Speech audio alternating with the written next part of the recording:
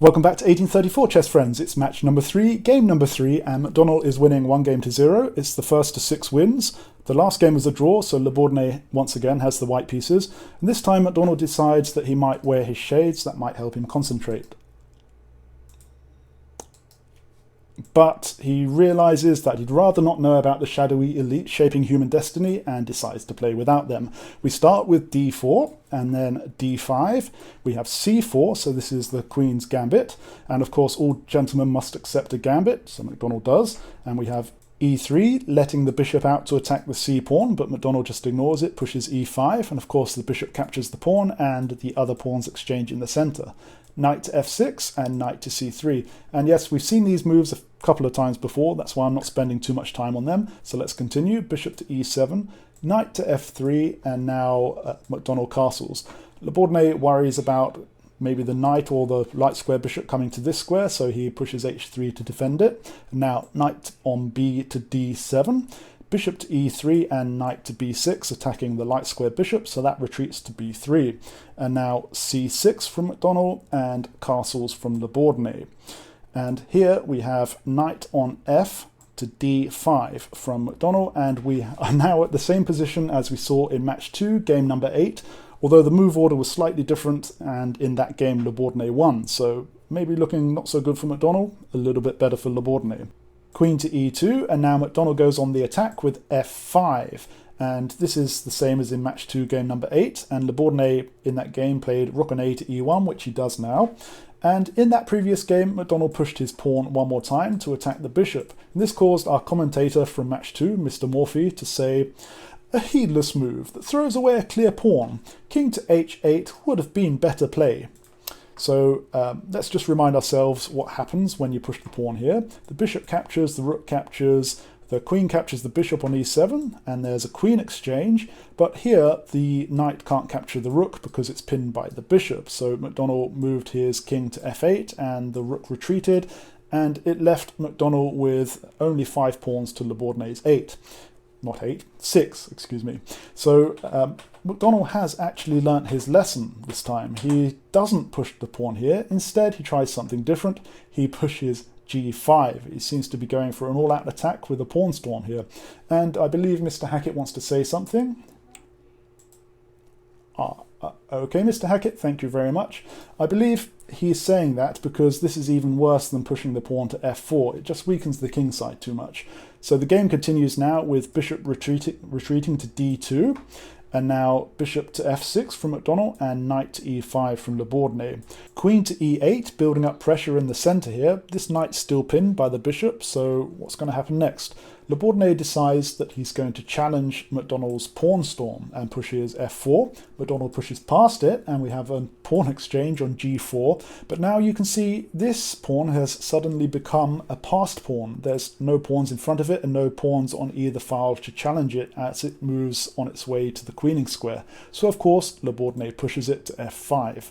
And McDonnell places queen to h5 on the open file headed towards the king's corner, and also pressuring the passed pawn a little bit along with the bishop. So Bourdonnais brings his bishop back to help defend it along with the rook, and McDonnell advances his queen to h4.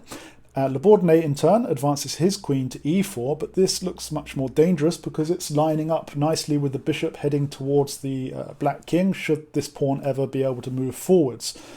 So McDonnell's position is not looking too good at the moment. This knight is also attacking this pawn. Maybe he should do something about it. Or maybe he should try to bring some more pieces into the game, get a bit more active, connect his rooks like this.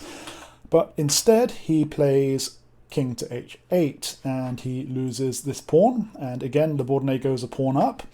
Knight to c4, and Bourdonnais captures the dark square bishop. Now, McDonnell can't capture with the knight or the rook because he'll just lose his queen. So he captures with the queen instead, and we have a knight exchange here on d5, and Bourdonnais can't capture this pawn here because, well, you'll just lose your bishop like this. So instead, he brings his queen across and nicely defends it, but McDonnell just captures it anyway, and the queen captures the knight back. McDonnell finally develops his light squared bishop to d7. You might be thinking, why doesn't he just capture the pawn? Well, if you do, you're going to lose your bishop because you can't capture it back without losing the queen, so that's no good. So McDonnell wisely just goes to d7. Maybe he should have done it a long time before, but he's there now. We have rook to e5 from Bourdonnais, adding an extra defender to this pawn, so it's now got 3 defenders to the 3 black attackers. Rook to g8, hoping to pressure the king a bit behind the pawn, but Bourdonnais just moves his rook to e1, doubling up his rooks. McDonnell brings his queen back to h4, and Bourdonnais still needs to be a little bit cautious because McDonnell has some tricks left. If, for example, he plays something like a3, then McDonnell can just sacrifice his rook here. After the queen captures back, then the other rook comes across, and Bourdonnais is going to be losing the queen for a rook. So, yeah, Bourdonnais needs to be a little bit cautious. He doesn't play a3 here. Instead, he brings his rook to e2, which nicely defends the pawn. We continue with bishop to b5, threatening the rook, so the rook moves aside, but it keeps an eye on this pawn so that the sacrifice we mentioned before still can't happen. McDonnell instead brings his rook to g4 and threatens the d-pawn. Here, Bourdonnais does not care though, he just pushes his f-pawn. McDonnell captures the d4 pawn, but Mr. Hackett, he told me earlier when he was sober that this is a really bad idea and McDonnell should probably work on blocking the passed pawn instead. But he didn't. He let the pawn get captured, and the queen here, of course, is under attack, so he moves to e3. The rook comes back to g4, and the white rook here moves up to e7, trying to ease the way for the pawn getting across to the other side. McDonnell pushes his d-pawn to threaten the queen, so the queen moves out of the way to e5, adding an extra defender to the pawn. But more importantly, should this pawn move, then it's a reveal check on the king, which is very nasty. In fact, it's so nasty that it's mate in 8 from here with perfect play. They didn't play perfectly, so this didn't actually happen, but let's look at these 8 moves to see what it's like, just because it's interesting. The rook comes across to f8, and then we have a rook sacrifice on h7. The king can't capture back because it's defended by the bishop, so the queen has to capture. Instead of capturing straight away, the pawn is pushed, revealing a check. The rook comes back to defend, and now we have the bishop captures the queen, and you can't capture with the rook because it's pinned. If you capture with the king, it's instant checkmate with this square covered by the pawn. So instead, you're going to have to do something weird like try to defend with the other bishop. And then the bishop comes back. We've got a bit of an exchange party on f7, except now that the rook is still pinned, it can't get this last bishop. So black's going to have to do a weird move like push a pawn, and then we're just going to see the final checkmate here. So it was checkmate in 8 moves from the position that we had, this position. Now, as we mentioned, McDonnell didn't play perfectly, so the game finishes much sooner than that 8-move checkmate. He played, instead of rook to f8, rook to g5, threatening the queen, and Bourdonnais just ignores it and pushes his pawn, revealing the check. In fact, he gives up his queen here.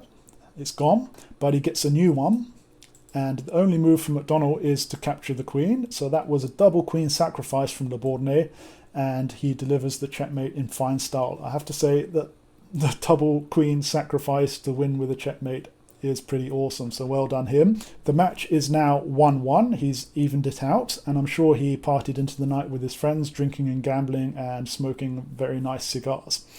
So join me again next time to see what happens in game number 4. See you then.